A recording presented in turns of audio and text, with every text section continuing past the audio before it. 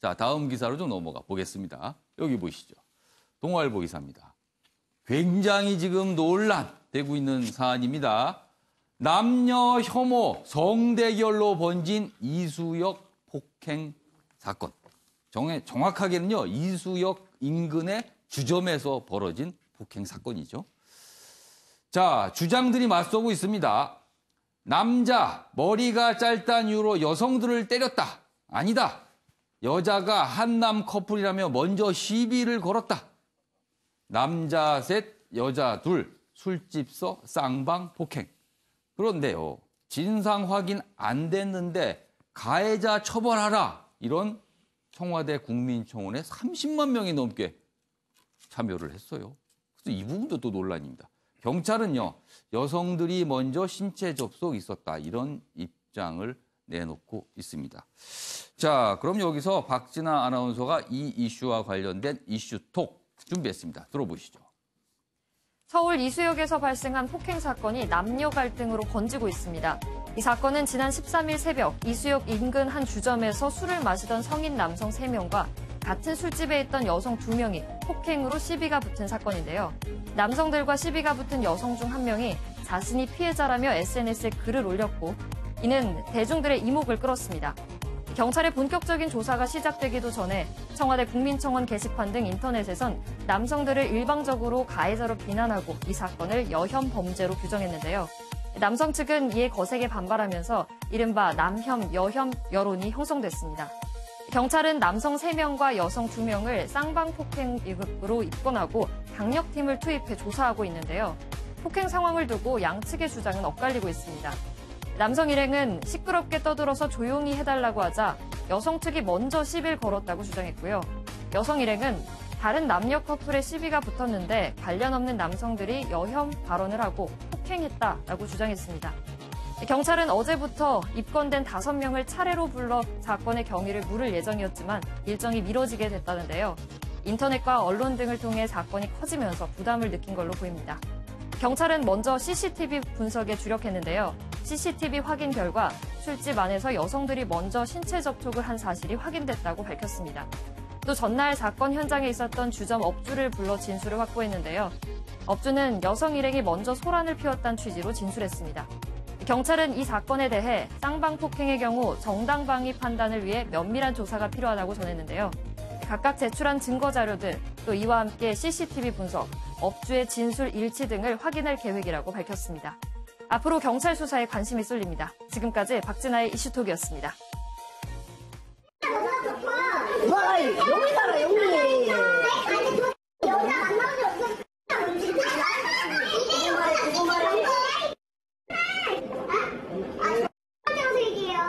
전화해서 되잖아,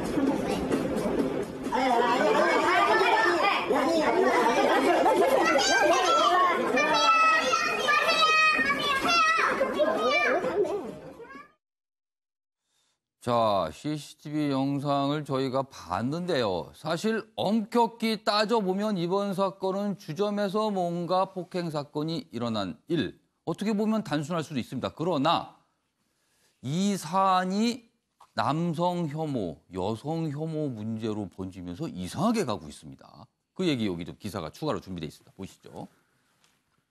작은 불씨에도 남녀 갈등으로 번진 이수역 폭행. 주점서 남녀 집단 폭행 사건인데요.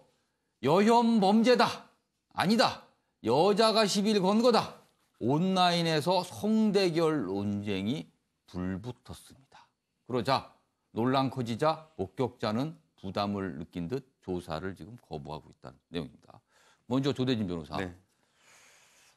이 사안이 이게 진짜 작은 불씨인데 엄청나게 지금 커지고 있는 것 같습니다. 그렇죠. 지금 내막이 알려지지 않아서 더 지금 궁금증을 불러일으키고 있는데요. 경찰도 그 현장에 있는 CCTV를 지금 분석을 하고 있습니다. 왜냐하면 양 당사자들 간의 그 주장이 전혀 지금 엇갈리고 있는 상황이어서 누가 관계되어 있는지에 관련된 부분부터 특정을 해야 될 것 같고요. 예. 일단은 지금 여성 한 분이 그 당시에 머리를 많이 심하게 가격을 예. 당해서 지금 실려간 걸로 예. 알려지고 있는데 지금 조사를 하려고는 했지만 당사자들이 너무 이렇게 사건이 커지는 것 때문에 부담이 돼서 지금 조사를 연기를 해놓은 상황이라고 예. 생각합니다. 예.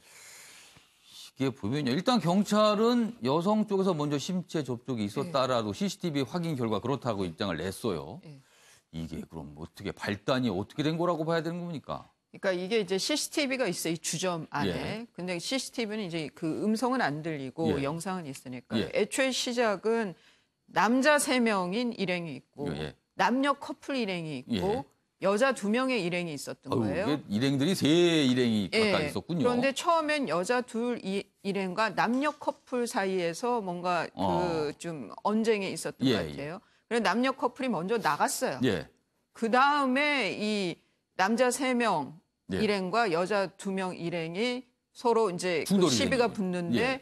그 경찰의 발표에 의하면 얘기에 의하면 예. CCTV 상으로는 여자 일행이 먼저 신체 접촉이 있었다는 거예요. 근데 이제 신체 접촉이라는 게 그게 이제 뭐 쓰다듬는 거 아닌 이상은 폭행이 되는 거죠. 예. 그렇게 되면. 예. 근데 우리 형법에서는 이제 그 실무상으로 뭐 어떤 욕을 막 하고 하는 거는 뭐 모욕죄라든가 예. 이런 게 있지만 그 얘기를 듣고 아버지가 아들을 그렇게 때렸다면 아들이 아버지한테 예. 막 욕설을 해서 아버지가 때린 경우엔 정당방위가 인정된 예가 있어요. 하지만은 타인 간에.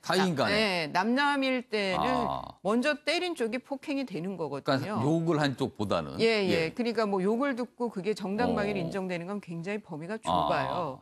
그래서 그러니까 뭐 먼저 욕을 들었는지도 우선은 밝혀지지 않았고 여러 가지 이제 설은 있는데 뭐 이제 폭행 부분만 본다면 여자 일행이 먼저 접촉을 한 것은 CCTV에 나온다. 근데 그럼 여자 일행들이 먼저 신체 접촉, 그러니까 폭행을 하게 된 것에 뭐 남자 일행들이 어떤 그 뭐 동기 유발을 한 사람을 뭐 분노하게 한 것이 있는지 그거는 더 조사를 해야 해서 밝혀야 될 걸로 보여요. 자, 지금 두 분의 변호사 설명대로라면 그냥 폭행 사건이에요. 이름 소위 말해서 흔하게 말하면 이제 쌍피 사건 뭐 이렇게 보이는데 이게 지금 이걸로 멈추지 않고 방향이 커지고 있습니다. 지금 윤경호 의원님. 바로 그 점에서 우리 사회 여론 형성 과정의 이 문제점이 이번에 또다시 투영이 된 것 같아요. 문제점이. 그러니까 온라인 커뮤니티라는 곳에 당사자인 걸로 보이는 한쪽의 일방적인 주장이 올라갔고 그 일방적인 주장이 남성 혐오나 여성 혐오를 불을 질렀고 또 이게 확인되지 않은 상황에서 거기에 공감을 하거나 공분을 한 사람들이 동조를 하고 거기에 청와대 청원이라는 저 창이 또 활용이 되고요. 30만 명이나 넘게 참여했다고 이렇게 또 그렇습니다. 나오고 있어요. 그러니까 여러 가지 문제가 있는데 청와대 우선 청원 게시판이라는 곳은 정부가 하고 있는 제도에 대해서 이런 불합리한 점이 있기 때문에 고쳤으면 좋겠다라는 의도를 갖고 그런 의견을 올리라고 마련된 것으로 아는데 요즘에는 이렇게 어떤 뭐 처벌을 강화해달라든지 또는 이 사람을 처벌하면 안 된다든지 이런 식으로 지금 왜곡이 돼 있지 않습니까? 이런 거에 30만 명, 34만 명이 참여를 한다는 거는 아까 말씀드린 온라인 커뮤니티에 올라가 있는 주장과 이런 거에 어찌 보면 상대의 입장, 그다음에 사실 확인을 하지 않고 무작정 공분하거나 공감하거나 그러면 한쪽 편에 서는 상황이 지금 되풀이되고 있는 거예요. 일방적인 주장에 동조를 잘못하게 되는 경우가 있을 것 같아요. 그렇습니다. 본인들이 사실은 객관적인 정황에 대한 판단이라든지 조금은 이성적인 판단은 제쳐두고 다분히 감정적으로 지금 접근을 하고 있는 거거든요. 이걸 어떻게 사실 물꼬를 돌려야 될지 모르지만 전 그런 점에서 제가 뭐 지금 기존의 매체에 일을 하고 있기 때문 말씀드리는 것처럼 비춰질지 모르지만 이런 사안일수록 사실은 경찰의 조사가 먼저 이루어지거나 아니면 현장에 훈련받은 기자가 있었다면 조금 더 객관적으로 양쪽의 정황이 보도가 됐을 텐데 이 온라인 커뮤니티라는 곳에서는 그런 절차가 생략될 수밖에 없는 일방적 주장이 그대로 그렇습니다. 노출이 된다. 그렇습니다. 결국 이런 정보를 취득한 분들은 조금은 한 발 뒤로 물러선 다음에 사안을 볼 필요가 있을 것 같아요. 그렇지 않으면 240번 버스 기사에 대해서 쏟아졌던 그렇습니다. 일방적인 예. 지탄과 분노가 나중에는 사실이 아닌 것으로 판명이 그렇죠. 나서 우리 사회 모두가 좀 부끄러웠죠. 많은 분들이 그 이후에 굉장히 미안해했습니다. 그렇습니다. 부끄러워했던 적이 있지 예, 않습니까? 이번 사안도 어느 한쪽이 일방적인 가해자가 된다면 예. 그리고 이게 자칫 지금 남성 혐오와 여성 예. 혐오로 가는 거는 예. 누구에게도 바람직하지 않는 사안이기 때문에 예. 조금은 냉정을 찾아야 될 것 같습니다. 김기태 교수님, 이런 작은 사안, 어떻게 보면은 물론 당사자 입장은 크지만은 전체 사회 전체로 보면 작은 사안일 수 있거든요. 이런 작은 사안이 바로 여성 혐오, 남성 혐오로 불이 커져버리는 네. 우리 사회가 어쩌다가 이렇게 우선 갈까요? 첫 번째는 이 이제 온라인 커뮤니티에서 예. 불이 났지만 그 불을 예. 확실하게 지른 건 예.